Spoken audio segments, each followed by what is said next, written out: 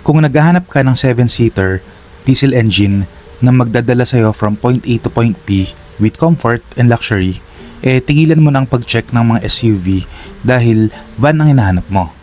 Which we have here for this video in the form of the Kia Carnival SX. Yes, mababa ang mga ground clearance nito compared sa SUVs, pero kung ano man ang mawawalang ground clearance sa'yo, yun naman ang makuha mong comfort and luxurious feels on a van. Lalo na kung may family or personal driver na magmamaneho ng sasakyan.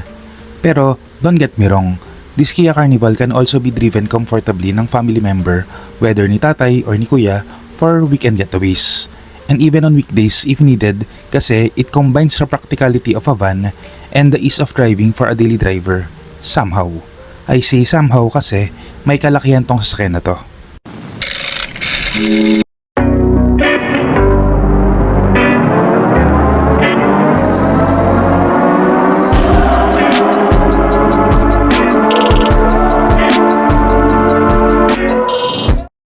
Before I go on, kung mahilig ka sa Philippine car news and reviews, I would appreciate it if you can consider giving a like on this video and subscribing to the channel.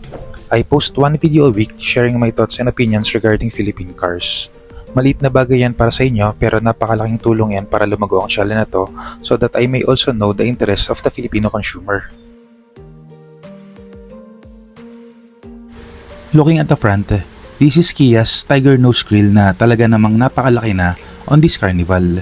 All the lights are LED na and of course, meron tong daytime running lights or DRLs. For safety features, may camera and meron na din tong 4 sensors up front, yung dalawa nakatutok sa harap and yung other 2 naman on the sides para sure na makadetect ng mga obstruction sa harap. When you look under the hood, may strut support na rin to as expected dahil sa gaya ng sasakyan na ganito, may kalakihan at kabigatan ang hood nito. Powering this vehicle is a 2.2-liter diesel engine paired to Kia's 8-speed traditional automatic transmission. These are tried and tested formula of success. So this is a safe but good play na ginawa ng Kia on their part. The last thing na magiging PR nightmare for any car brand kasi is to see a big vehicle parked at the side of the road dahil nagkaroon ng engine problem. As for the sides, ang lalaki naman talaga ng kanyang windows para may good view ang occupants, pero best na lagyan niya ng tint for privacy purposes. And dahil van to, of course, sliding ang kanyang side doors and powered na rin kaya madali ang pagbukas at pagsara. Even the elderly members ng family hindi na mahirapan. As mentioned at the start of the video, hindi ganun kataas ang ground clearance nito pero still respectable at 162mm. 19-inch wheels ang kanyang mga gulong and nice brands of tires which is Continental. Yung may lit na detalye ng gulong, malaking bagay yun para sa akin lalo na at bumibili ka ng sasakyan para sa iyong family. On the back is the now becoming familiar look of Kia and some modern cars. May LED light strip sa gitna which meets and ends sa kanyang LED lights sa gilid which gives the vehicle great visibility sa nighttime driving. Similar sa harap, of course, may sensors din to sa likod plus a reverse camera which will surely be helpful when parking in reverse. Down below is another reverse light para sure na makita ka ng ibang tao when this vehicle is backing down. And at the top, andun ang kanyang shark's fin antenna. Opening the rear is aided by a power tailgate. Very helpful dahil for sure, mabigat tong rear door na to. This is 672 liters na agad, although yung space nga lang is vertical. Pero usable na as is tong space na to para sa mga maleta, bags, icebox, and kung ano pa man ang mga kailangang dalhin for a weekend getaway with friends, family, and even some more extended family. But if you need more space, when the third row seats is folded down, this will give you 2,785 liters and ang claim ng Kia dito is, ito ang largest space of a minivan in the US. I don't know the cars in the US pero looking at this space na kayang lagyan ng at least 4 balikbayan boxes plus some more things in its pockets, I think Kia's claim is accurate. As for the third row seats, similar sa other third row seats in the market, it's not the best place to be seated pero 2 people sitting here for short trips is doable. Adding a third adult, not a good idea, pero 3 young adults will be fine here lalo na because of the lack of legroom. The second row seats is where the place to be for minivans. Pagbukas pa lang ng pinto, power sliding doors na, hindi ganoon kataas ang ground clearance, yes, pero that means madali lang ang pagpasok at paglabas on its captain seats, which makes this comfortable to sit in. Plus, aside sa big windows that you can see the outside, meron din tong sunroof so passengers can enjoy the view on top. Adjustable seats, charging ports, and of course, the aircon vents meron to for the pleasure of the second row seats passengers.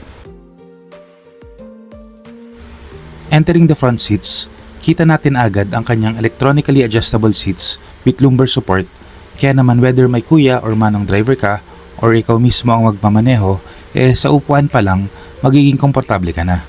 And just in case, meron din tong memory seats kaya masasave mo ang settings nito up to 2 driver positions. Kailangan ko rin palang banggitin dito ang aircon controls.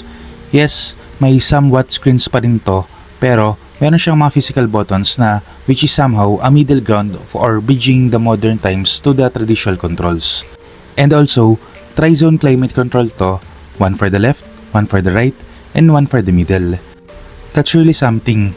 Hindi ko lang alam kung gaano ka-useful yan, pero I guess yung middle air vents para sa mas malamigan ang mga rear passengers on our hot summer days. For the safety features, dahil ito ay people mover, kompleto to ng mga airbags including the side curtain and knee airbags. Speed sensing door locks na kusang mag-lock ng mga pinto kapag tumatakbo ka na, very helpful sa mga makalimutin mag-lock ng mga pinto. Automated cruise control para sa mga long drives on the expressways, autonomous braking system on both front and back, very helpful kapag may mga pasaway na sumisingit sa harap or even when backing down to or from your garage. 360-degree view to complement yung front and rear sensors, hindi na kailangan ng spotter kapag pumaparada dahil may kabaan tong sasakyan na to talaga. Lastly, meron din tong the now becoming a standard feature which is the lane departure warning and blind spot detection. As for the other features, meron tong napakalaking 12.3-inch infotainment screen with wireless Apple CarPlay and wireless Android Auto. We are in the age of connectivity and information after all. Wireless charging pad and Type-C ports, heated and cooled seats for both the driver and front passenger. The cooled seats are a big welcome, yung heated seats, not so sure. Sunroof for additional social factor, traditional shifter with drive modes, and electronic parking brake and with auto hold. Cup holders and spaciously cubby holes to complement the spacious cabin.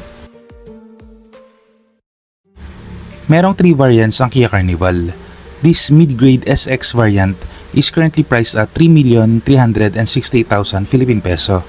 Yes, medyo masakit sa bulsa compared to other diesel SUVs, pero ang target buyers kasi netong sasakyan na to are the executives or mga artista na may mga driver. Dahil kailangan relaxed at fresh sa biyahe bago dumating sa paroroonan, bago magtrabaho.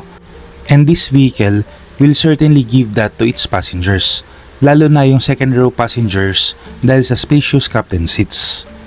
Meron din tong lower variant na EX which is 480,000 Philippine peso lower, pero I don't think that's a good bang for the buck kasi maraming modern features and comfort creatures ang mawawala. Kung naghahanap ka ng comfort or modern tech, best to skip that lower variant.